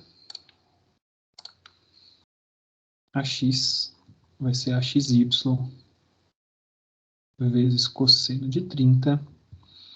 Isso aqui vai ser igual a 0,679. Tá bom? Muito bem. Então, agora a gente está pronto para escrever as coisas que a gente tem, tá? Então, essa é a distância do ponto O ao ponto A. E, além disso, desculpa, faltou mais uma pequena coisinha. Eu preciso saber do ponto médio, né? Onde que está G, onde que eu vou concentrar o peso desse cara. Mas veja que, como o poste é uniforme, né? O até G tem exatamente as metades, né? dessas coordenadas que eu tinha antes. Então, GZ vai ser igual a metade da coordenada Z de A, GY vai ser metade da coordenada Y de A, não, desculpa, e GX vai ser metade da coordenada X de A. Tá? E esses caras a gente sempre tem que tomar cuidado dos sinais, tá? Então, esse camaradinho aqui, Y e X, observe, então na direção negativa, tá? Então, tá menos, que eu estou indo do ponto O até o ponto A, eu estou caminhando na direção negativa de X, de negativa de Y e positiva de Z. Então, esses camaradinhos aqui são menos e menos, beleza? Muito bem, então vamos lá. Somatória de forças em vetorial igual a zero. Posso fazer termo por termo, mas eu posso escrever simplesmente a equação vetorial que engloba todo mundo. Tá? Quem que são as forças que estão agindo nesse poste? A gente tem, então, T, WP e a reação no ponto. A reação no ponto O, eu posso escrever por coordenada se eu quiser, mas eu posso simplesmente escrever da seguinte forma, né? A reação no ponto O vai ser ROX na direção de I, mais ROY na direção de J, mais ROZ na direção de K. Tá? Posso escrever dessa forma. Tá? Então, vamos escrever. Somatório de forças, eu tenho quem? Então, eu tenho esse R. Eu tenho a força T. E eu tenho a força W. Tudo isso somado tem que dar zero. São as únicas forças que agem. Tá? Ao escrever isso em vetorial, brotam ali dentro mesmo as somatórias de forças nas três direções. Porque se tudo somado tem que dar zero, cada uma das componentes individuais tem que dar zero. Tá? Então, na direção de X, a gente vai ter ROX. E vamos ver se tinha mais alguma coisa na direção de X. T tem uma componente na direção de X. Tá? Então, 869,3 na direção de X. Então, mais TX na direção de I. Em seguida, na direção de Y, a gente não tem força nenhuma. Observe que ninguém faz força na direção de Y, né? T só tem componente I e K. W só tem componente de K. Então, na direção de Y, eu posso escrever ROY na direção de J. É a única força que pode aparecer na direção de J. E na direção de K, a gente tem, então, a ROZ mais TZ mais WZ na direção de K. Tudo isso é igual a zero. E a gente descobre, então, várias coisas, né? Desse primeiro, a gente descobre que ROX vale TX com sinal trocado. TX valia menos 869,3, então ele vale 869,3 newtons na direção positiva. ROY, a gente descobre que vale zero, né, como a gente já imaginava, e ROZ vale, então, TZ e W, trocando os seus sinais, né? Então, eles já tinham sinais negativos, então eu tinha 2.205 de W com 232,9 de T. Eu descubro, então, que ROZ vale 2.437,9 newtons. Tá? Então, da expressão vetorial de somatórias de forças, descobri quanto é que valem as componentes das reações de força no ponto O. Agora eu posso pegar e escrever, da mesma forma, somatória de momentos iguais a zero. Tá? Eu vou fazer isso com relação ao ponto O. Tá? Quando eu faço com relação ao ponto O, o que que acontece? Todas as forças de reação que estão no próprio ponto O, ROX, ROY, ROZ, o braço de alavanca delas é nulo. Tá? Eu posso escrever aqui, eu poderia escrever, então, a seguinte forma, né? Eu tenho zero, vetorial, vetor zero, vetorial, as reações R que a gente acabou de descobrir. Tá? Posso deixar ali ou posso não incluir na soma, dá na mesma, tá? Mas só para deixar bem explícito o que está acontecendo. E quem mais gera momento, então, com relação a esses caras? A gente vai ter, então, mais a distância de O até A, em notação vetorial, vezes a notação vetorial de T, mais a distância em notação vetorial de O até G, vezes notação vetorial de W. Esses caras todos são as forças que geram momento com relação ao ponto A, e a gente não pode esquecer de incluir também o momento de reação do próprio do próprio engaste, né? Que é o que a gente quer descobrir. Tudo isso somado dá zero, tá? Então, o que eu quero descobrir é o momento de reação. Tá? Ele vai ter componentes x, y e z. Então, primeiro que eu vou fazer, eu vou abrir esses dois caras ali, tá? ROA e ROG. ROA, então, o que a gente tem? Lembre-se que esse produto vetorial a gente consegue sempre expressar em forma de um determinante, tá? Então, a gente tem I, J e K. ROA, vamos lá na nossa notação vetorial. A gente tinha do ponto O, que é a coordenada 0, 0, 0, até o ponto A, a gente só pega a coordenada final lá do ponto A, né? Pega a coordenada final menos a inicial. Então, coordenada A, menos 0,679. Deixa eu escrever maiorzinho aqui para não ficar tudo amontoado, né? I menos 0,679. J. Na direção de J, a coordenada de A era menos 0,392. Então, menos 0,392. Na direção de K, quanto é que valia esse camarada, que era componente AZ, é 8,966. Positivo. Tá? Isso vezes notação vetorial de T. Notação vetorial de T é menos 869,3 na direção de I e menos 232,9 na direção de K. Então, menos 8, já me esqueci. 869,3. Nada na direção de Y e menos 232,9 na direção de K. Faço esse determinante. Se alguém puder ir fazendo por mim, enquanto eu monto o outro, já me ajuda bastante, tá? Então, temos direção de I, direção de J e direção de K.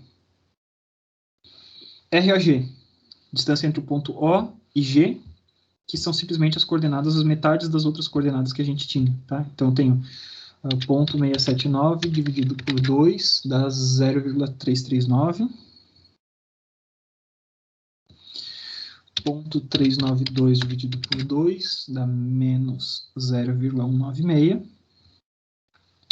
E 8,966 dividido por 2 dá 4,483.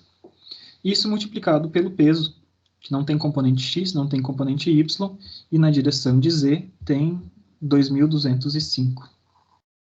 Menos 2.205. Tá? Então basta a gente distribuir esse camaradinho aqui, tá? Então vamos lá. Primeira diagonal, 2.205. Enquanto isso, vocês calculam o primeiro determinante, tá? Por favor. Vezes ponto 196. Dá 432,18 na direção de I. Então, é a única coisa que é diferente de zero nas diagonais positivas e nas diagonais negativas. Então, a gente tem I zero, K zero, e na direção de J a gente tem um determinado componente, que vai ser negativo, porque eu tenho 2205, negativo, vezes 0,339, também negativo. Então, é menos esse camarada, então menos 747,5 na direção de J. Tá bom? Então, essa aqui é a componente de momento associado ao peso. Esse primeiro determinante alguém calculou? Conseguiram fazer? Então, vamos fazendo aqui rapidinho. Ponto 392 vezes 232,9. Isso dá na direção de I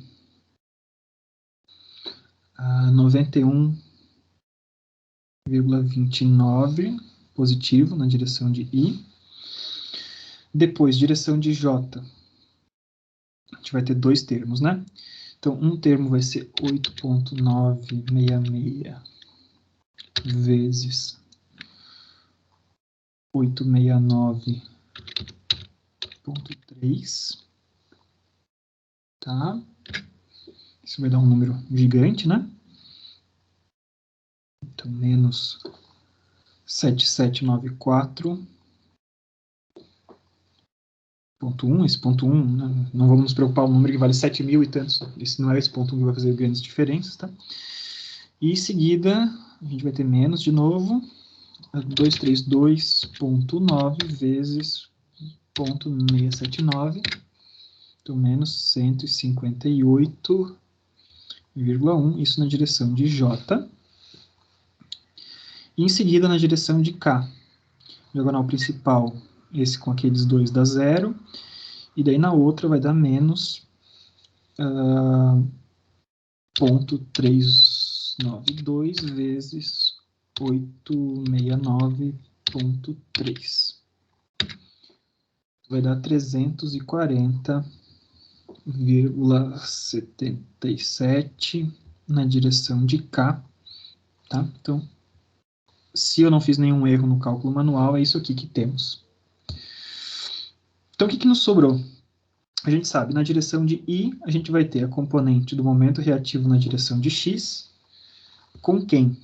Com esse positivo ali de 91,29, e o outro positivo, 432,18, tudo isso na direção de I.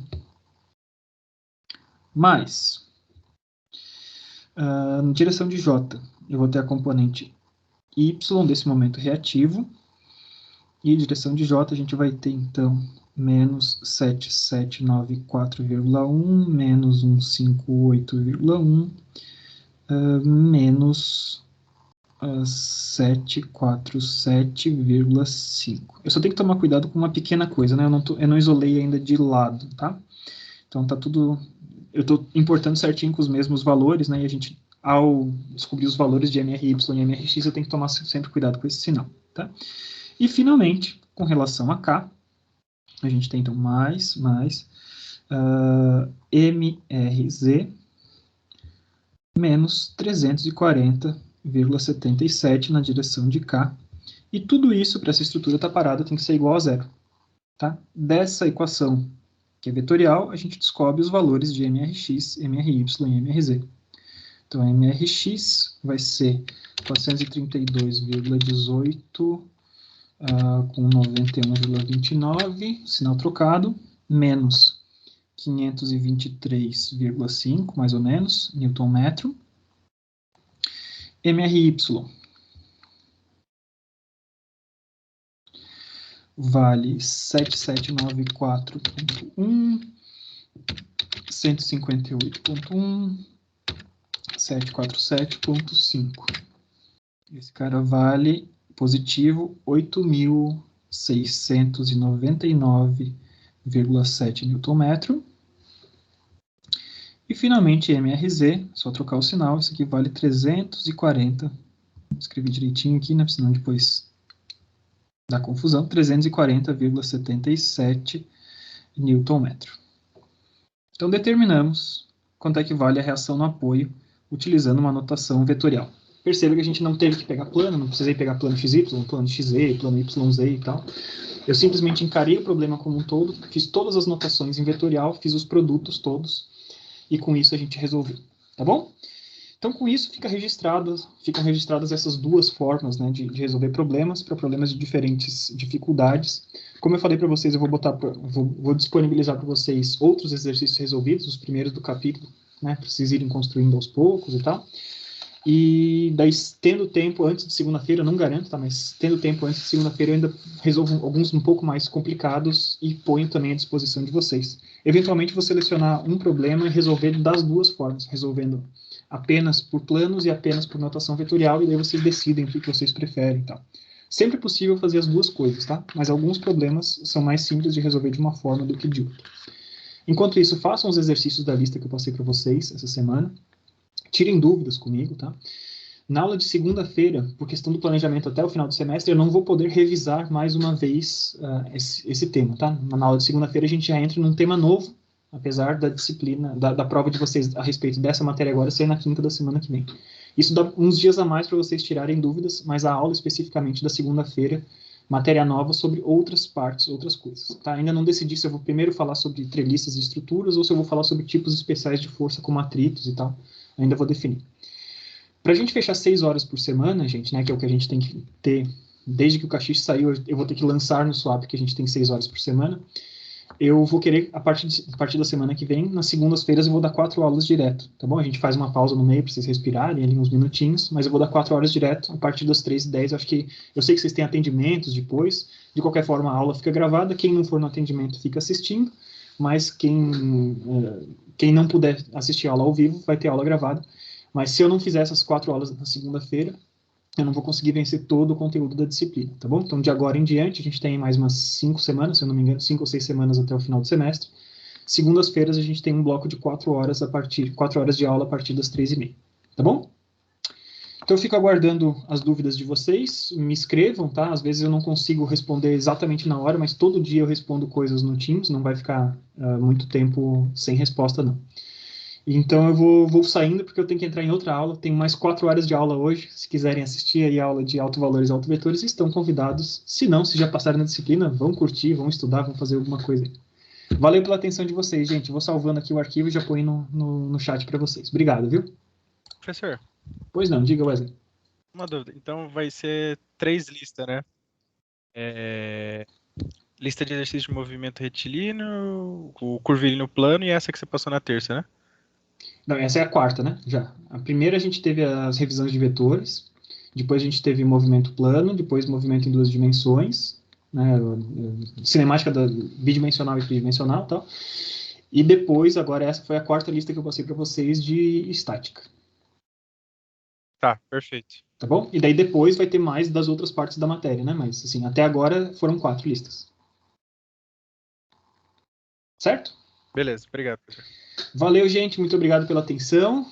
Espero que vocês tenham curtido aí. É bacana, é desafiador, mas é bacana fazer esse tipo de problema. Assim, pelo menos eu gosto de fuçar até encontrar esse tipo de resultado. Vou fechando aqui, parando a gravação e vou salvando o arquivo para vocês. Até mais, gente. Falou. Até mais. Até mais, professor. Tchau, tchau. Tchau, Vitor. Tchau, Wesley. Tchau, Vânia.